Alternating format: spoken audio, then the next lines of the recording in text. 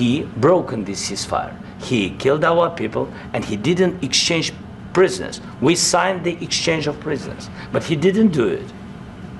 What kind of diplomacy, JD, you are speaking about? What do you mean? I'm talking about the kind of diplomacy that's going to end the destruction of your country. Yes, but if you Mr. President, with respect, I think it's disrespectful for you to come into the Oval Office and try to litigate this in front of the American media. Right now, you guys are going around and forcing conscripts to the front lines because you have manpower problems. You should be thanking the President for trying to bring an end to this conflict. Have you ever been to Ukraine that you say what problems we have? I have been to. Come once. I've actually watched and seen the stories, and I know what happens is you bring people, you bring them on a propaganda tour, Mr. President. Do you disagree that you've had problems bringing people into your military? And do you think that it's respectful to come to the Oval Office of the United States of America and attack the administration that is trying to prevent the destruction of your country? A lot of questions. Let's start from the beginning. Sure. First of all, during the war, everybody has problems, even you, but you have nice ocean and don't feel now, but you will feel it in the future. God bless. You don't know that. God bless. God bless. You will not have a war. Don't tell us what we're going to feel. We're trying to solve a problem. Don't tell us what we're going to feel. I'm not telling you. Because you're in no position to dictate that. That's Remember exactly this. You're in no position to dictate what we're going to feel. We're going to feel very good. You will feel influence. We're going to feel very good and very strong. You will feel influence. You're right now not in a very good position. You've allowed yourself to be in a very bad position, and he happens to be right about it. From the very beginning of the war. You're not in a good position. You don't have the cards right now. With us, you start having cards. Playing cards. Right now, you don't. You're playing cards. You're playing cards. You're gambling with the lives of millions of people. You're gambling with World War III. You're gambling with World War III. And what you're doing is very disrespectful to the country, this country, that's backed you far more than a lot of people said they should have. Have you said thank you once? This entire meeting? No, in this entire meeting, have you said thank you? You went to Pennsylvania and campaigned for the opposition in October. Offer some words of appreciation for the United States of America and the president who's trying to save your country. Please, you think that if you will speak very loudly about the war, you can... He's not speaking loudly. He's not speaking loudly. Your country is in big trouble. Can I Wait a minute. No. You've done a lot of talking.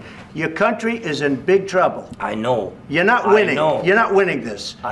You have a damn good chance of coming out okay because of us. Mr. President, we are staying in our country, staying strong from the very beginning of the war. We've been alone, and we are thankful. I said thanks you haven't in been this alone. cabinet, you and haven't not been only alone. in this cabinet. We gave you, through this stupid president, $350 billion.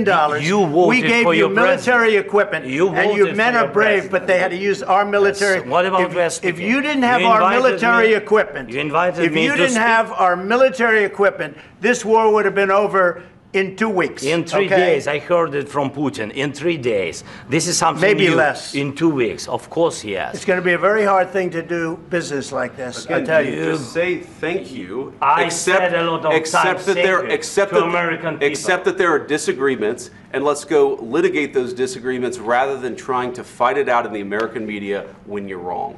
We know that you're wrong. But you see, I think it's good for the American people to see what's going on. I understand, sir. I think it's very important. That's why I kept this going so long. You have to be thankful. You don't have the cards. Thankful. You're buried there. Your people are dying. I can tell you You're again, running low on soldiers. Listen, you're running low on soldiers. It would be a damn good thing. And then you tell us, I don't want a ceasefire. I don't want a ceasefire. I want to go and I want this. Look.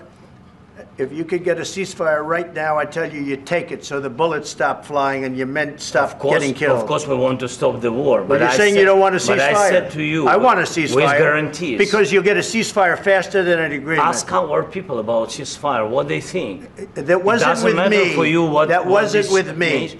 That was with a guy named Biden, who was not a smart person. That was with Obama. It was your president. Excuse me. That was with Obama, who gave you sheets, and I gave you javelins. Yes. I gave you the javelins to take out all those tanks.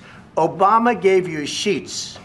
In fact, the statement is Obama gave sheets and Trump gave javelins. You got to be more thankful, because let me tell you, you don't have the cards. With us, you have the cards. But without us, you don't have any cards. One more question to Mr. Vice President. I'm sorry, here. It's going to be a tough deal to make. Because the attitudes have to change. What if Russia breaks ceasefire? What if Russia breaks peace talks? What do you do then? I understand that it's a heated conversation right now. What are you saying? She's asking, what if Russia breaks the ceasefire? What if anything? What if a bomb drops on your head right now? Okay? What if they broke it? I don't know. They broke it with Biden because Biden, they didn't respect him. They didn't respect Obama.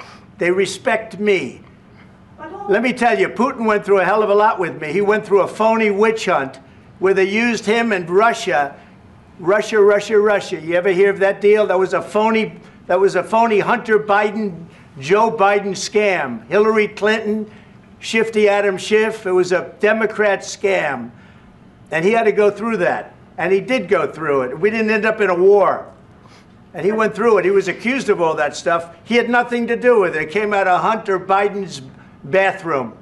It came out of Hunter Biden's bedroom. It was disgusting.